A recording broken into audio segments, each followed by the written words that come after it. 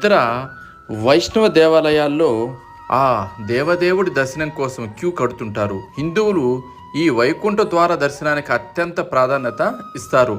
విష్ణువు కొలువు తీరిన వైకుంఠ ద్వారాలు వైకుంఠ ఏకాదశి నాడే తెరుచుకుంటాయి. దక్షిణాయంలో యోగ నిద్రలోకి వెళ్ళిన మహావిష్ణువు ముక్కోటి ఏకాదశి రోజున మేల్కొంటాడు.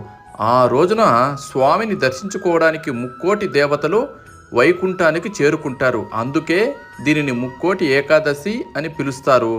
ఆ రోజే వైకుంఠం తలుపులు తెరుచుకుంటాయి కాబట్టి ఆ రోజుని వైకుంఠ ఏకాదశిని కూడా పిలుస్తారు.